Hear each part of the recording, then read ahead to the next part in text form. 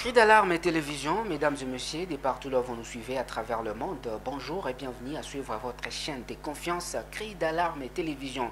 La technique, comme d'habitude, est assurée par Vincent Boami avec les finances.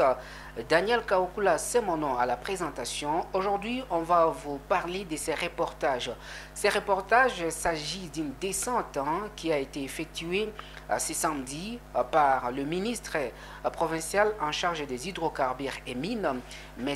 Martin Bitidjoula, accompagné de son collègue chargé des finances et pourquoi pas de la régie des eaux qui était représentée bel et bien par son directeur. Alors, de quoi est-ce qu'il s'agit exactement? C'est une descente pour se rendre compte de ce qui se passe du côté de Mazingiro. Et là, vous savez, il y a un réseau de distribution d'eau qui se trouve de ce côté-là. Mais on s'est arrêté tout simplement dans le groupement de Moudoussa parce qu'on n'est pas arrivé à Mazingiro. Mais il y a le collecteur ou une petite distribution d'eau qui se trouve là. Et là, il s'est agi donc de cette descente pour s'acquérir de la situation. Voilà, c'est quoi le problème ou c'est quoi la problématique? La population des Panzi, ça fait quelques mois que cette population décrit qu'il y a des robinets où l'eau ne coule plus parce que cette eau là, qui provient des Mazingiro alimente cette population de ces quartiers-là essentiellement dans la ville de Bukavu et pourquoi pas certaines entités comme essentiellement dans les territoires des cabarets, notamment dans les groupements de Moudoussa. Et il y a quelques chuchotements qui s'est passé de ce côté-là. Maintenant, pour ce faire, M. Martin Bitidjoula, qui est le ministre provincial des hydrocarbures et mines, s'est rendu sur le terrain et pour se rendre compte de ce qui se passe de ce côté-là. Mais on va revenir juste après cette petite pause.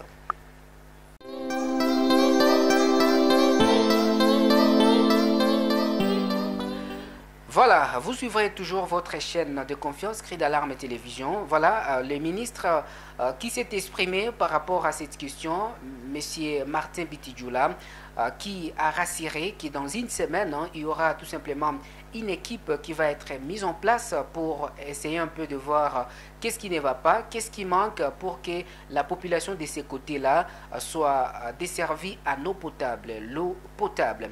Et voilà, il y a ce qui se chuchote également par rapport à la régie des eaux qui était censée être distributrice de ces réseaux, mais le ministre a donné sa réponse et a fait savoir que l'équipe va déterminer peut-être qui sera la distributrice ou quelle est cette société-là qui va distribuer cette eau. Ça, c'est pour essayer un peu de mettre de l'ordre dans la desserte de cette eau dans la ville de Bukavu, dans la province du Sud-Kivu, parce que ce n'est pas seulement dans la ville de Bukavu.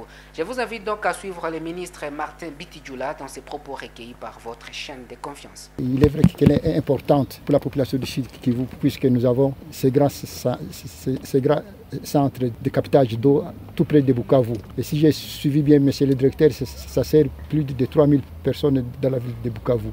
Donc nous avons bien voulu venir les visiter, comme je l'ai dit avec son Excellence, M. le ministre des Finances, qu'ils viennent aussi voir pourquoi nous demandons de l'argent chez lui, pour que chez nous, Mazingiro soit un centre qui va aider toute la population de Bukavu. Le message qu'on peut dire, n'est-ce pas, on n'a jamais mis en place une équipe qui comprend la société civile, qui comprend les chefs de village ici, qui comprend les techniciens et même les gens de nos ministères, pour venir voir qu'est-ce qu'on doit réparer dans les semaines qui viennent, qui va venir ici pour venir faire un état des lieux et nous donner cet état des lieux pour réparer ce qui ne marche pas.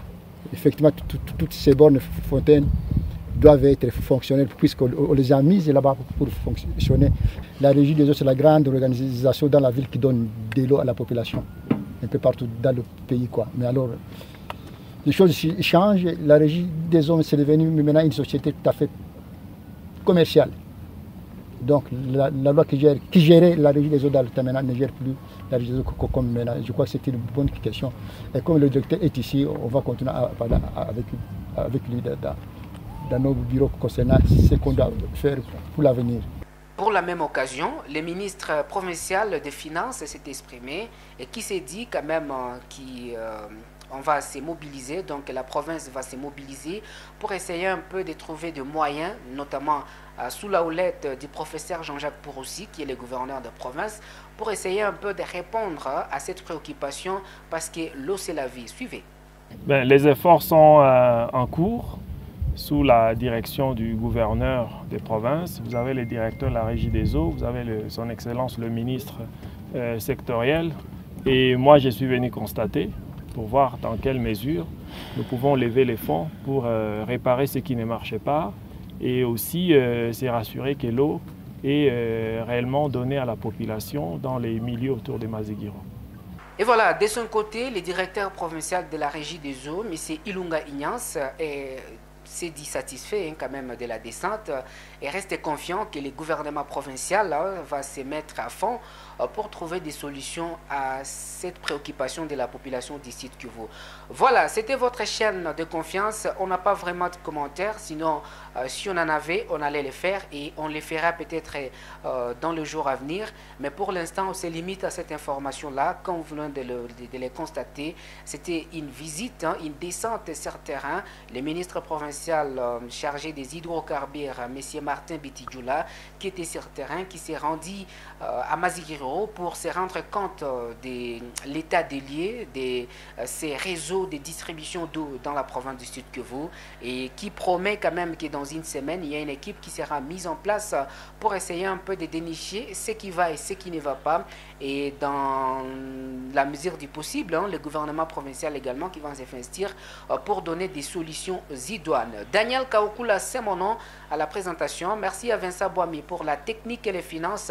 Cri d'alarme et télévision, c'est terminé pour aujourd'hui. On se retrouve prochainement dans tout un autre numéro. Au revoir.